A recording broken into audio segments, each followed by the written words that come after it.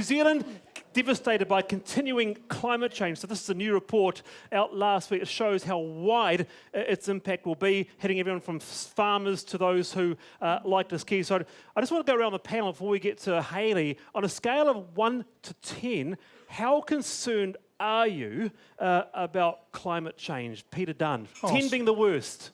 You mean the most concerned? Yeah. I'd say 7 to 8. 7 to 8.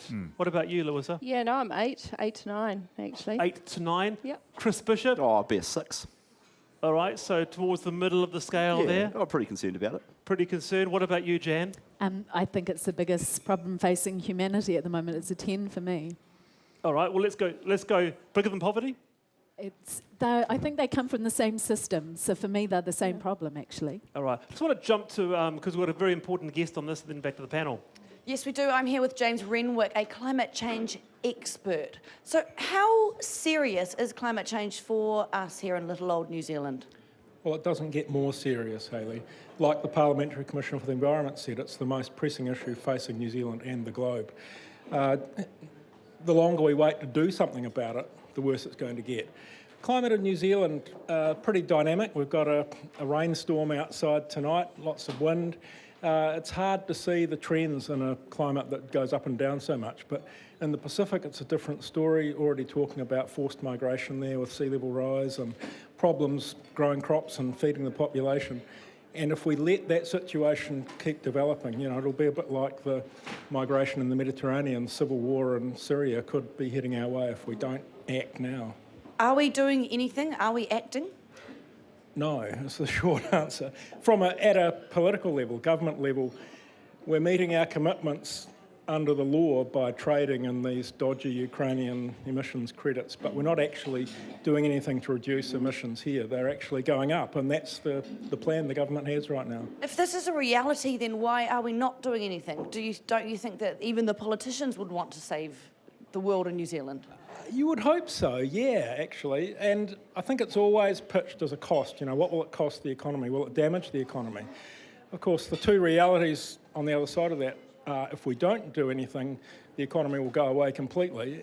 And it can be an opportunity. It doesn't have to be a cost. If we led the world in green technology, we could be at the forefront of the wave. We could actually make money out of climate change. And I don't understand why that message hasn't really made it through. I think let's try and get it through to them now, Wallace. Well, Jan, what about how do you get What people? he said. Yeah, what he said. Hey, round of applause to James. Said, round of applause for 100%. Professor James.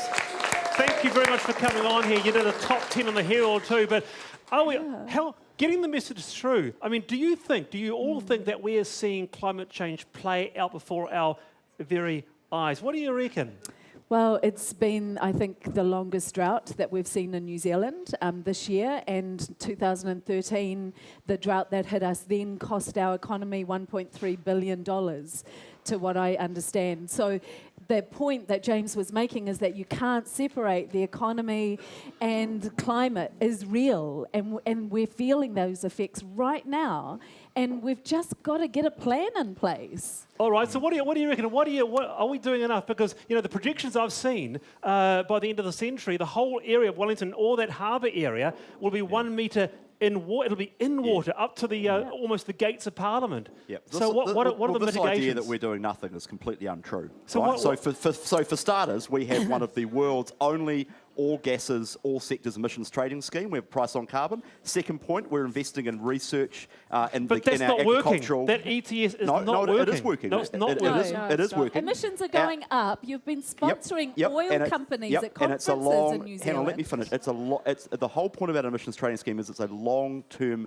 incentive-based solution to climate change, and it's working in the energy market. We have 80% renewable energy. We're not building coal-fired power stations Before anymore. you We're came not in, building and gas-fired power stations anymore. agriculture's excluded, which is our major We're incentivising contributor. electric cars, which is All right, let's go to Louisa. Louisa, do you hear that the incentivisation of that, like the emissions trading scheme, will work in the long term? It's not happening now, No, but in it's the long not. term. No, I don't think it'll work in the long term because I think the levers are wrong. I think the government, like they've done in a lot of areas, have left it to the market or to businesses. Your government introduced the emissions trading scheme, so yeah, that's all right. You're in power now, so take some responsibility. What we would do is to make sure actually electric cars is part of the solution. Do you have an electric car? I don't have an electric Who car. has one on the panel?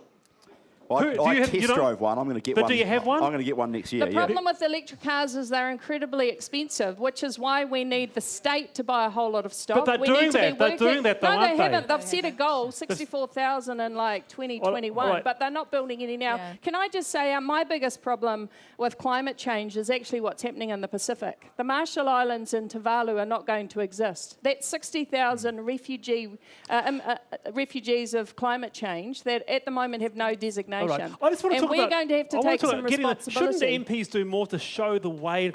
It's happening, you know. Shouldn't you? I think a couple of things. I think our target for emissions reduction is too low. I think that we So what should it be? Well, I'm not a scientist, but I think that the figures that have been quoted are way too low, and I think we could have done much better. Second, I think that we should do what the British Parliament did, where the Parliament, not the government, set the target. And the third thing is I'm part of a cross-party group of MPs convened by Kennedy Graham, which comprises every party bar national, called GLOBE. It's part of an international organisation to work on trying to get cross-partisan approaches to climate policy issues, so that we don't have the... When are we going to see something real? I mean, people are... This group's come together in the wake of the Paris Convention last year, and we've just, this week, I'm not sure I can probably announce the details, but we've just actually engaged some people to do some detailed work. So the point is, this is a step towards getting the Parliament as a whole to own the problem, not just see it as the government of the day's issue. The other thing, bringing it back to just trying to sort of make it accessible to people through here, skiing, for example, seasons are cut. Actually, Hayley, you're a professional snowboarder. Well, you were. Do you Sponsored professional, same difference.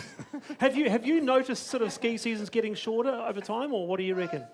Absolutely. I mean, I don't even think Ruapehu, the top of the mountain's open yet. It just gets later and later and later.